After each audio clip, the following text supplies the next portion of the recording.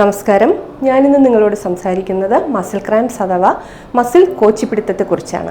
ഉറക്കത്തിൽ കാലിലെ മസിൽ ഉരുണ്ട് കയറി അസഹനീയമായ വേദനയോടുകൂടി ഉണരുന്നത് പലരെയും ശല്യപ്പെടുത്തുന്ന പ്രധാനപ്പെട്ട ഒരു പ്രശ്നമാണ്. പേശി വലിവ്, മസിൽ കയറ്റം, മസിൽ പിടുത്തം എന്നീ പല പേരുകളിലാണ് ഈ വേദന അറിയപ്പെടുന്നത്. മസിൽ ക്രാംസിന്റെ ലക്ഷണങ്ങൾ എന്തൊക്കെയാണെന്ന് നോക്കാം. സാധാരണയായി ഉറക്കത്തിലാണ് അസഹനീയമായ കാലുവേദനയോടുകൂടി ഉണരേണ്ടി വരുന്നത്.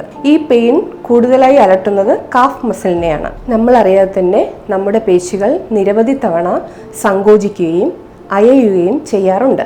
എന്നാൽ ചില സന്ദർഭങ്ങളിൽ ശക്തിയായി സങ്കോചിക്കുകയും തുടർന്ന് അത് അയയാതിരിക്കുകയും ചെയ്യുമ്പോഴാണ് മസിൽ ക്രാംസ് ഉണ്ടാകുന്നത്. പേശികൾ പൂർവ്വസ്ഥിതിയിലേക്ക് എത്താൻ വേണ്ടി ട്രൈ ചെയ്യുന്നു, പക്ഷേ ചില സന്ദർഭങ്ങളിൽ അത് എത്താതെ വരുന്നു. ആ സന്ദർഭങ്ങളിലാണ് അസഹനീയമായ വേദന അനുഭവപ്പെടുന്നത്. ഗർഭിണികളിലും വയസ്സായവരിലുമാണ് സാധാരണയായി മസിൽ ക്രാംസ് കൂടുതലായി കാണപ്പെടുന്നത്. മസിൽ ക്രാംസ് ഉണ്ടാകാനുള്ള കാരണങ്ങൾ എന്തൊക്കെയാണെന്ന് നോക്കാം. ഒന്നാമതായി, വ്യായാമരഹിതമായ ജീവിതശൈലി.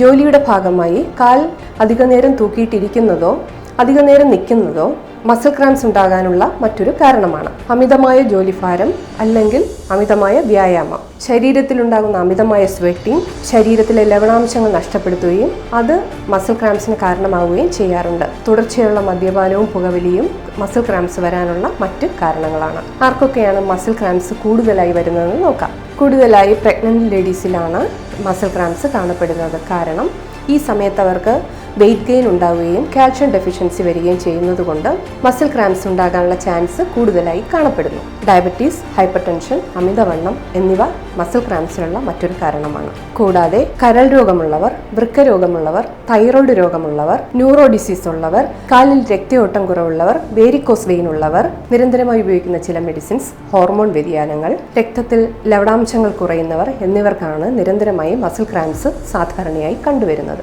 മസിൽ ക്രാംസ് എങ്ങനെ തടയാമെന്ന് നോക്കാം. മസിൽ ക്രാംസ് വന്നു കഴിഞ്ഞാൽ വെപ്രാളപ്പെടാതിരിക്കുക. ഒരു ഡീപ് ബ്രീത്ത് എടുത്തതിന് ശേഷം കുറച്ചു നേരം ആ ബ്രീത്തിൽ ശ്രദ്ധ കേന്ദ്രീകരിക്കുക.